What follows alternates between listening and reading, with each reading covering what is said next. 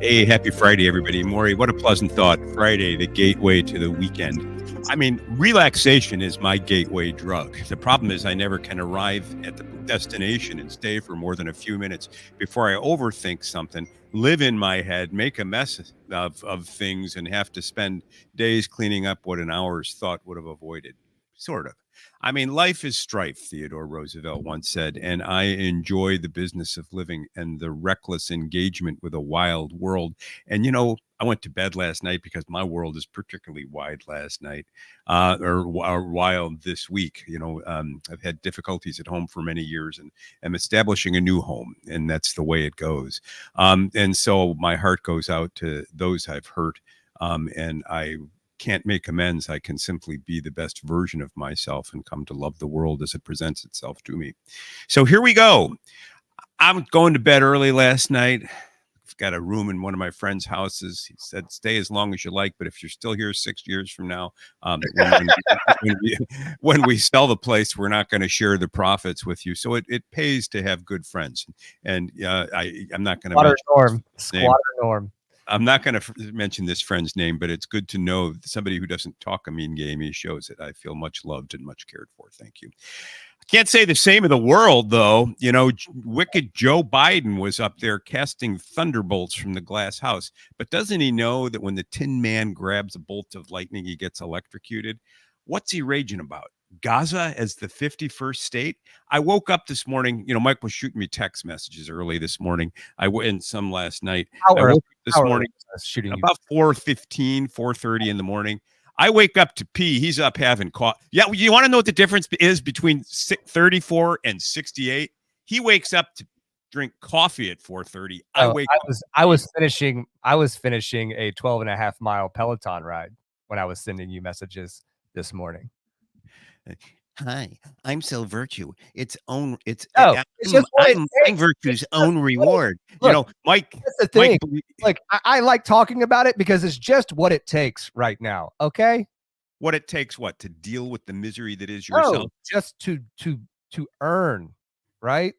All right, very good. You know what I mean? I'm proud of you, young man. Yeah, that is what it takes, and it hurts most of the time. I'm proud of you, young man, but I did a mad sprint to the bathroom, and I made it there in record time, and turned the light off and got back into bed and went to sleep for a while. And when I woke up, the headlines hadn't changed. The United States is going to put or somehow help establish or facilitate a port in Gaza. I mean, think about that for a minute.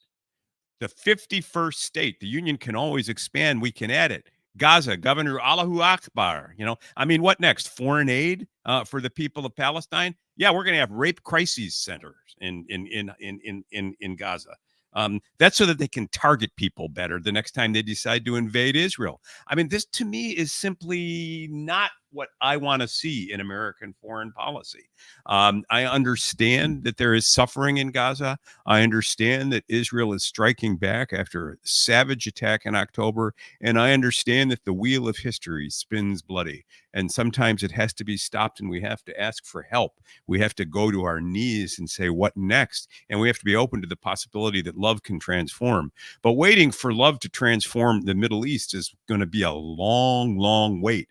And somehow making, I can't remember his first name. I have to look it up. Making Yahya Sinwar, the head of of Hamas, the most powerful man in the world. That's just the wrong message. Think about it. Yahya Sinwar and his colleagues decided that they would engage in atrocities in Israel on October 7th, 2023. And they also decided if they could wait long enough, the world would come around. Because what they did is they went into Israel. They raped and murdered and abducted people, and they still are holding hostages. They saw the breasts off of women because they were Jewish. This is what happened. They did this, and they expect the world to somehow come around and be sympathetic. They then retreated into a system of tunnels in Gaza and waited for Israel to attack, hiding behind civilian facilities and then blaming Israel for attacking the civilians. How about taking responsibility for hiding behind them?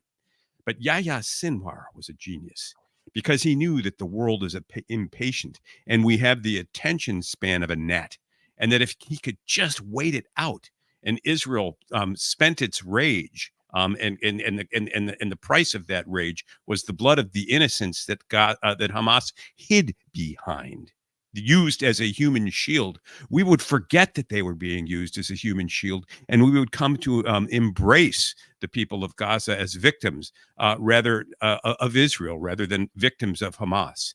And so somehow Yaha's winning. Sinwar's winning. The United States is going to create a port in Gaza. It's going to become the 51st state. A new era of colonization begins. Wow, well. I thought the Israelis were the colonizers, but I guess you're only a colonizer if you don't give us what we want. And so somehow the foreign aid is now going to flow to Gaza, and wicked Joe Biden is promising that we won't have boots on the ground out there. No. We were just going to send advisors to North Vietnam. And this was an era that wasn't driven by conflicts that are decades old. I don't know whether there will be say more about what you just referenced in terms of sending quote unquote advisors to North Vietnam. I don't know that many of our viewers, or especially if those that are of my age, are going to have a great context for that. So please say more on that.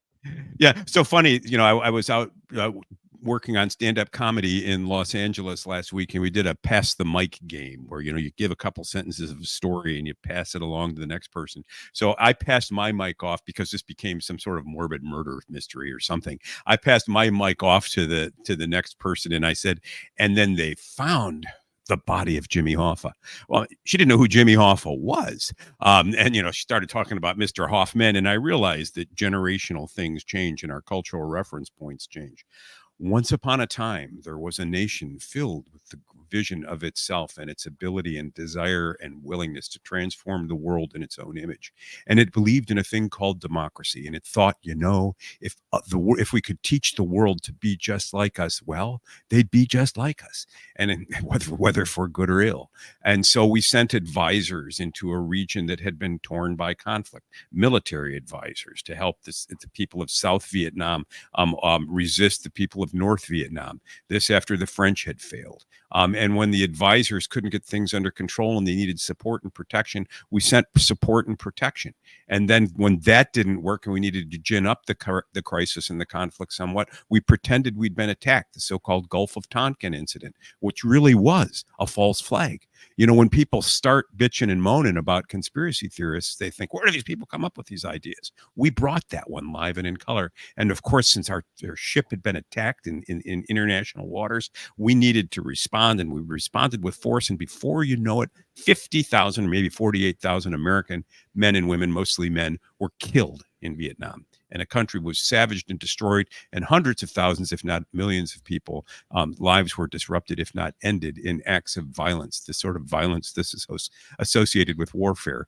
And this was over an ideological conflict and the imperial ambitions of various powers: China, the United States, the French, Western nations, Western European nations, communism versus some other vision of an organized society. This had nothing to do with centuries and long enmity against the people. Now, I am unambiguously pro-Israeli. And I am unambiguously pro-Israeli because I believe in Western civilization. I believe in the Judeo-Christian heritage. I believe that somehow the written word, the Bible, has become a key monument in our understanding of ourselves. And I shudder about giving out, thank you, Pat Clifton, 58,875. I was off by 10,000. Oh, well, oh, silly me. I missed the death of 10,000 young American men. Maybe I should run for president, just like Joe Biden, the Tin Man, who's willing to put a stake down in the ground in Gaza. I'm sorry, Pat. I didn't mean to disrespect the memory of those who gave their blood for the policy ideas of others. So in Vietnam, we went in and we thought that we'd make the world safe for democracy.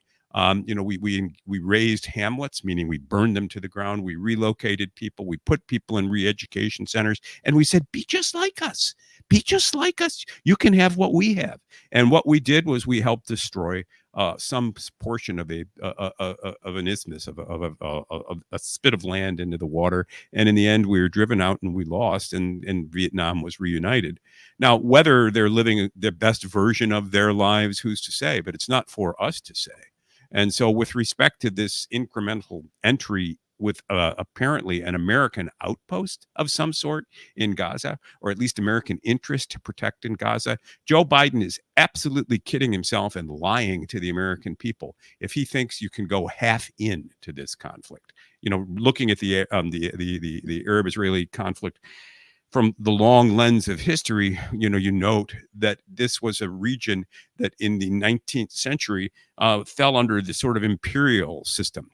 The Ottoman Empire controlled it. When the Ottoman Empire was shattered after World War One, the UN, or not the UN, the United, I can't remember what, the League of Nations and others partitioned the region such that Britain had control of certain areas of what we now call, or then called, Palestine, and other entities had control of other portions of the area. The British were driven out, and in 1948, in May of 1948, Israel declared independence. It became a nation, one among many in the world of nations. And at that moment in 1948, the people who identify as Palestinians were given an opportunity to create their own state. They didn't. They doubled down in rage with the intention of driving out the Jews and destroying the Jewish state from the river to the sea. They were going to make their land free by killing or driving out every Jew in it, or at least those who represented Jewish power. This drama has played itself out repeatedly over the decades, and the Arab world has never opened its arms to displaced Palestinians, and there were displaced Palestinians. Instead, they've used them as poster children for anti-Semitism and for their own regional and territorial ambitions. And now what we have in 2024, 75 plus years after the creation of the State of Israel, is yet the latest chapter in a long book, and that is, can the Jewish people have a home in Israel? And the answer of the Arab world is no. And somehow Yahya Sinwar, who will likely be Time Magazine's Person of the Year in 2024, if events continue to play out this way, has come up with the perfect plan, the perfect way to turn the world's attention away from Israel and toward the Palestinians. And the plan was to engage in savagery, hide from the consequences until hide from the consequences until the cost of pursuing Gaza was so high the world could bear it no more, and then the world will come to the rescue of the rapists. And the world will come to the rescue of the rapists with an American port, and we will provide aid, and we will provide support, and we will eventually have boots on the ground, and we will eventually be sucked into a conflict that makes Israel look like a garden party on Long Island on a pleasant spring day.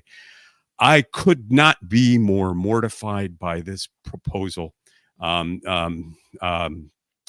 could not be more mortified by this proposal. I think I shared with you when we were sort of in the pre-minutes here that I viewed this as sort of a split between Israel and the United States of the spoils of its latest conquest in Gaza. And I think that, the United States is giving a master class to the world right now in the exercise of soft power by being able to continually commit to not putting American boots on the ground. However, our interests continue to get served in every foreign trade zone in which we enter or have an interest in. So I'm pretty cynical on the Middle East conflict right now, but I do think that what we're seeing right now is a geopolitical game, and it's something that the Biden administration is taking full advantage of with respect to Gaza.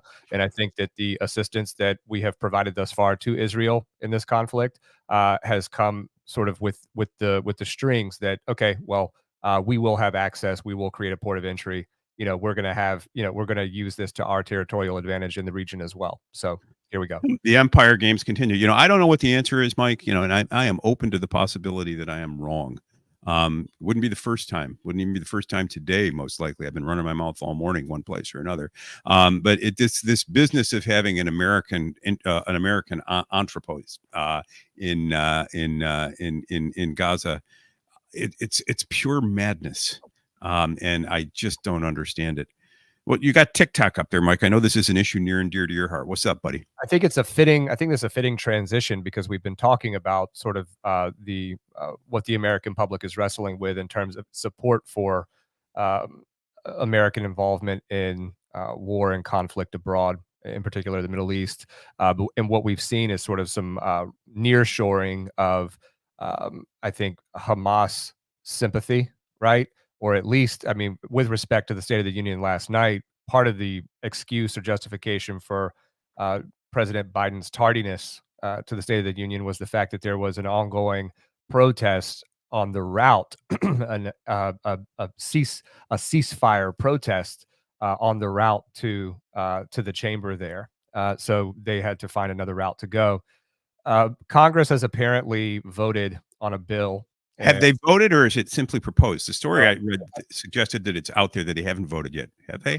and I could be wrong, but my understanding is that this press release was from the 5th. I think that both houses have actually agreed to this, and if not, it's forthcoming. I guess I'm assuming that this gets done in some way, form, or fashion. And TikTok's efforts to resist are fairly futile. But what we have here is the result of, and what I'm putting on the screen is from the Select Committee on the ccp.house.gov. So this is called the Protecting Americans from Foreign Adversary Controlled Applications Act. And essentially, it aims to prevent TikTok from being available for download and use through web applications or application stores like Apple's App Store, Google Play, those sorts of things. Any sort of web hosting services for applications that are controlled by the Chinese company ByteDance, which owns TikTok. And so, But let me, yeah, I'm sorry, I cut you off, Mike. yeah. So the essentials of this are that if this goes into effect and if this becomes law, ByteDance has, I think, 165 days from the effective date thereof to divest itself fully of TikTok in favor of an American-owned and controlled company or corporate interests, right? Or It face doesn't bother you that well, we got the federal government basically saying to a private entity, we're going to constructively control. all of this bothers me. All of this bothers me, and for more reason than one. Um, uh, Even reading this entire press release, which is fairly long, and it gets into the justification for the mistrust of the CCP and the various ills that befall those who use TikTok and the data issues. Da da da da da da da da. Da. In the background of all of this, and some of our viewers may be aware, but we just ratified the Corporate Transparency Act, which is it puts a massive and really onerous burden on um, small companies to disclose to the federal government its membership interests and its ownership interests, and it specifically accepts larger companies. What I think this really is a big shell game, Norm. I think that the TikTok issue has really broad support and it has really broad opposition. But ultimately, if the CCP is forced to divest itself, right, of TikTok and other applications, I'm under no illusion that Chinese money won't find its way back into the corporate hands of an American company that ends up acquiring it. And Yeah, we so we have a straw man purchaser, and, Hi, my name is Ho Chi Pettis. and we have this whole radical corporate transparency act. And for those of you that are small business owners or other professional services providers, it is in your interest to reach out to your business counsel and ask what your obligations are forthcoming in the next calendar year, because But it's a major thing. We'll talk about that later. But my thing is that something like TikTok would likely be exempt from disclosures related to its financial composition and ownership, right? I mean, you're as always, once again demonstrating the generation gap. You're so far ahead of me. I need to play catch up here. I have a fundamental issue, and that is I don't want government dictating who can and cannot own anything in the United States, and attaching consequences to foreign ownership is an adverse effect on a property interest within American soil. I thought when we created this experiment, which we call the United States, this land of the free, that we did so for the purposes of protecting the rights to life, liberty, and property. And now we've got a government that is basically saying, if you look at the way our law is structured, it doesn't draw the distinction that many of our listeners would like between citizens and persons. The Equal Protection Clause gives all persons, not just citizens, but it gives all persons equal protection to the law. So ByteDance can bite my ass as far as I'm concerned. I'm not looking. I don't have an interest in ByteDance. I registered on TikTok. I've used it two or three times. I just can't seem to warm to the thing. I don't care if it's owned by Yahya Sinwar. Let people use what they want to use. But the minute we yield to government the ability to control our expressive activities, we've lost, in my mind, Mike, we've lost something fundamental. So I look at this. I look at this as sort of the censor's nose, the camel's nose under the tent. Well, I love Imperious's comment. Imperious, you're on fire this morning. Norm, you silly old man. LOL. It's right to free stuff, safe spaces, and pronouns. So with respect to TikTok, I've been very outspoken about my thoughts on the merits or lack thereof. Imperious is actually agreeing with me. I know that. That's why I said he's on fire. I love it. Don't insult me. I'm just kidding. I think that I've been really outspoken. I saw a silly old man, and I'm like, oh God, I'm outed again. No.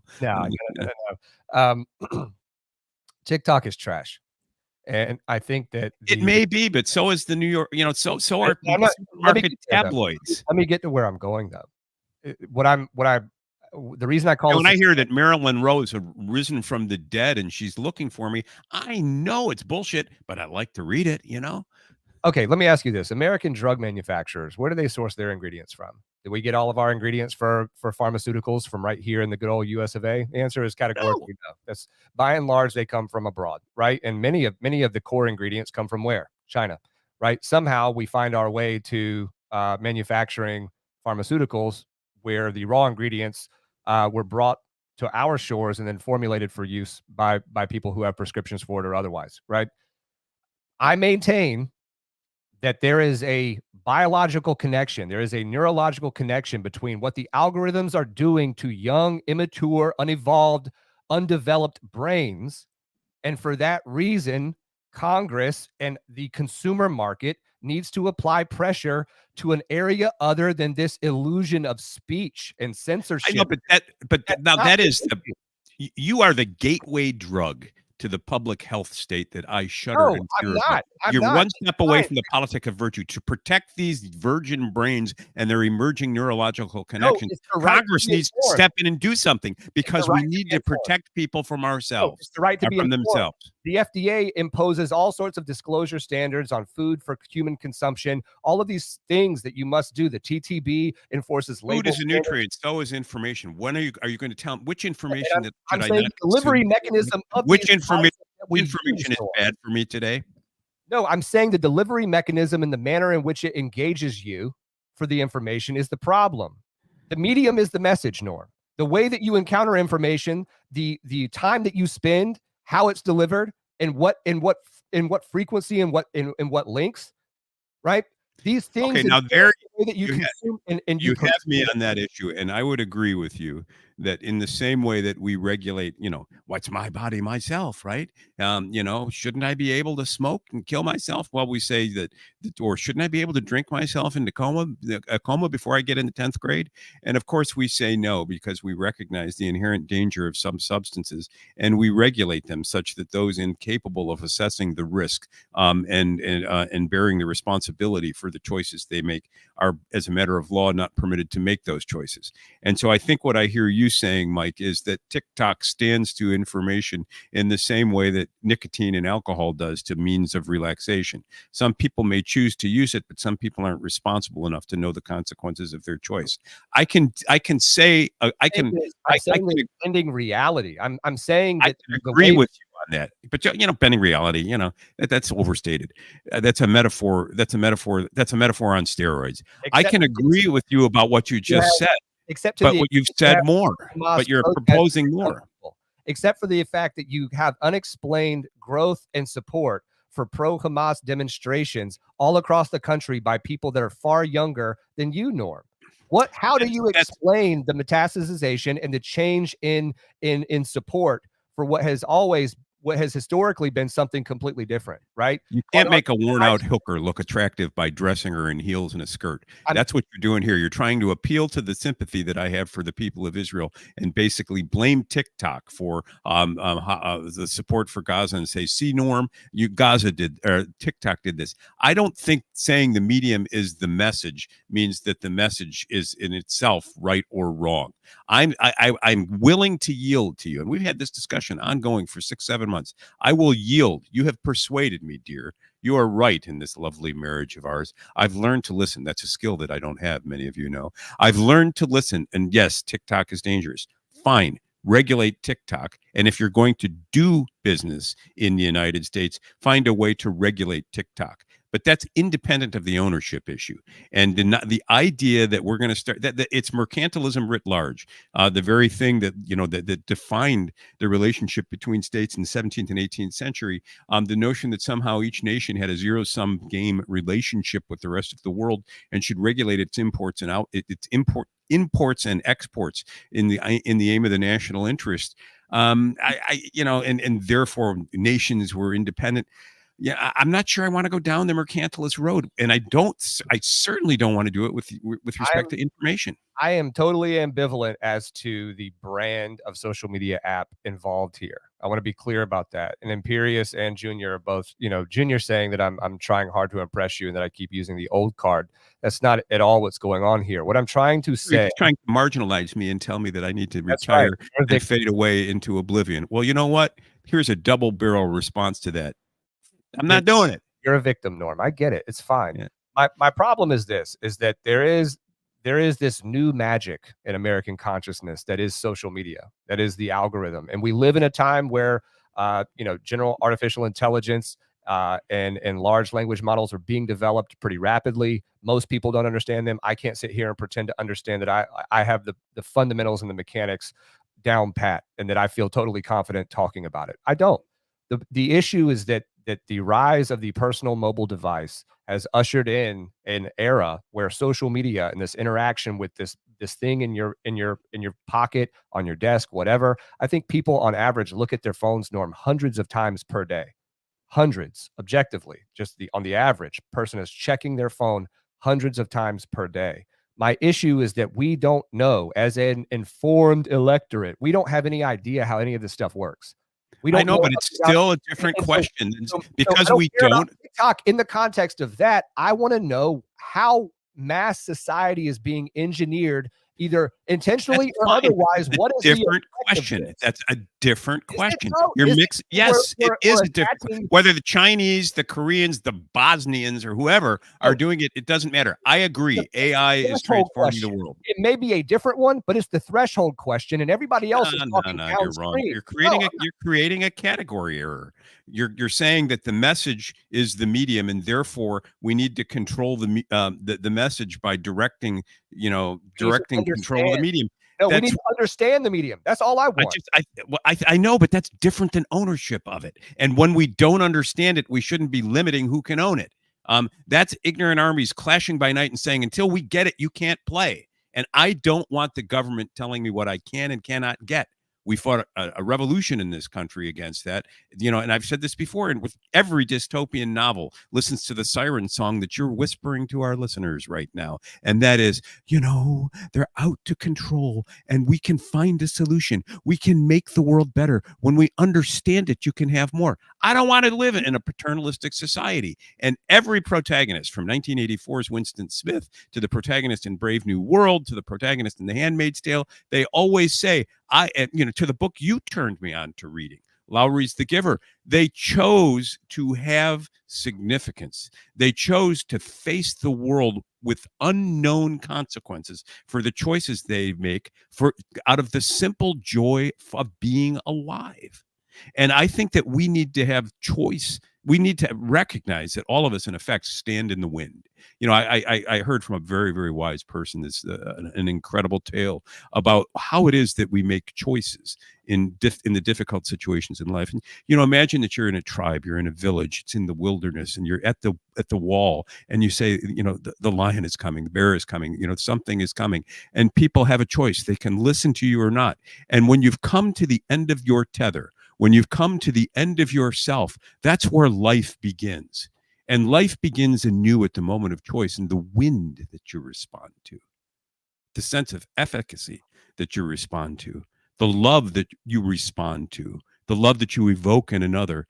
That's where mystery is. That's where magic happens. And the government doesn't manufacture magic. The government doesn't manufacture mystery. The government represents rules that govern conduct and are applied in the general, ordinary course of things. And right now, those rules are strangling us and killing us. And that's why we have a crisis of legitimacy. People yearn for significance. They yearn for love. They yearn to be known by another. And when another refuses to hear them, they don't want that other. Look, Norm, I respect what you're saying. I'm just a little irritated with how correct you are on that side of it, and then yet you're so concerned that I'm missing the bigger picture with respect. You are. You want to give government the ability to tell people what they can and can't own. Yes, you do. No, I don't. I see this as a weapon. I see the development of social media as something that was driven by an interest in surveillance, domestic and international. We know what that's passe. That's Shoshana Zuboff's age of surveillance capitalism. That's like saying, hey, wait a minute. Automobile dealers also have an interest in tires. Yada la di da. Where's the car going, pal? Who's going to tell us which direction it's driven? Norm, that is so crazy. Norm. You are a voracious reader, but the words stay static on the page for you when you open a book. You're wrong. I think you're wrong. You are dramatically underestimating the influence that these applications have. You're just not hearing me. You're just not hearing me. I have yielded that point to you, and I have told you you're right. I just disagree with the consequences you're drawing from it. Well, what is the consequence, right? That you want government control or ownership. Of me knowing how algorithms engineer conversations online. Sweetheart, algorithm is not the name of the medicine dispenser at a social disease clinic, okay? Algorithm. We know what they are. We know that they're out there. We know that they control, manipulate, and influence the world that we see. We know that the combination of these with artificial intelligence presents a profound challenge to how we manage our society and our expectations. All I'm saying to you, Mike, is that I have reservations, grave reservations, about the federal government imposing limits on who can own the algorithms, and who has access to the algorithms. Because who has access has control, and your response will be, well, that's exactly right. And if China does, look at what they're doing. Oh, well, I'll live with that. Already have that control. We've already seen through the Twitter files. Alex Jones, you've met your clone. His name is Mike Boyer. Hi, this is Alex Jones, and we've got a new guest here on InfoWars. It's Mike. He's got key insight into how the deep state works and how they've controlled you. And you're denying now, you're denying now the presence of intelligence assets embedded within all of the major social media companies. Of course, you know better. So that's the connection I'm making, is that you're saying that it's just out in the open the government would have control, and that's what I'm talking about. I'm telling you right now that there already is. There's a war going on, and it's being fought in the digital world, right? Absolutely, and I agree with you. You need to sleep more, and instead of getting up at 3:30 to boast about the 12 miles you put on your Peloton, rest. Okay, so then you might be able to listen. I had a geometry teacher who once came up to me because I was a horrible student. You need to STUDY to LEARN. And I had to spell it out, and I'm thinking, fuck her. But I mean, look, I don't think we're actually disagreeing. And I know I won't take the time to re-listen to this tape. Maybe you will. I don't think we are either. I don't understand how you're applying these consequences to my position when I haven't even explicitly, and vice versa. So, honey, we're not listening. We need to imperious. I don't think China is more powerful than us. That's exactly why I am as critical of this issue as I am. I think that this is a big sham that Congress is it's a big shell game and a big scam that Congress is ready to run on the American people. There is a Yeah, exactly. That's my point too. So listen, we've talked our edge. We've talked the legs off this topic. Let's let it rest, and we'll take it for a walk again on another day. I'm not sure what we're talking about anymore.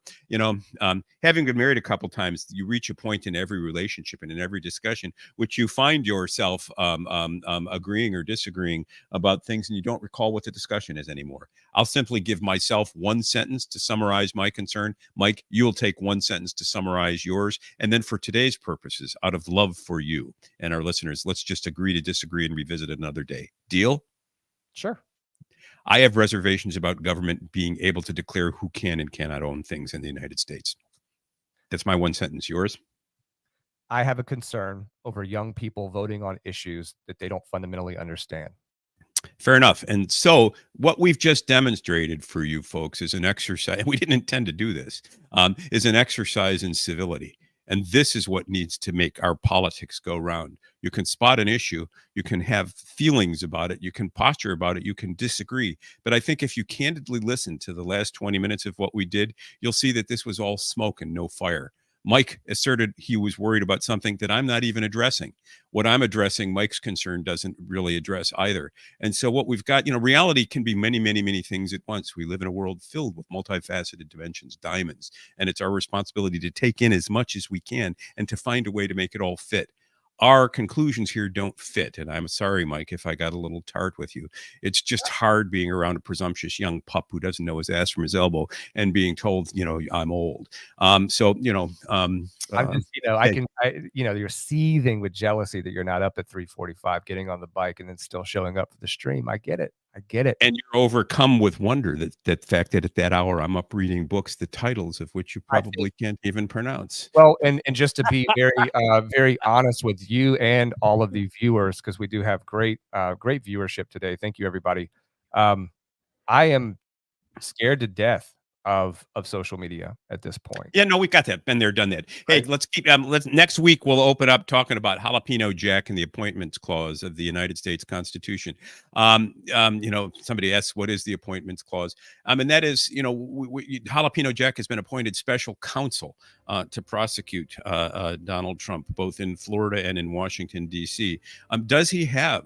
Is he lawfully constituted? In other words, is he lawfully appointed? That's an open question. There's litigation pending in both Florida and in D.C. on that. And there's a suggestion that Judge Aileen Cannon in Florida may be prepared to say he doesn't have the authority to prosecute Trump, creating yet another roadblock in these lawsuits that represent 2024's most interesting campaign issue. That is the lawfare directed by the Biden administration against Donald J. Trump. Folks, we've done it. We've wasted more of your time. We haven't even enlightened one another, but we have tried to reflect the issues of the day as best we see them. We'll be back next week.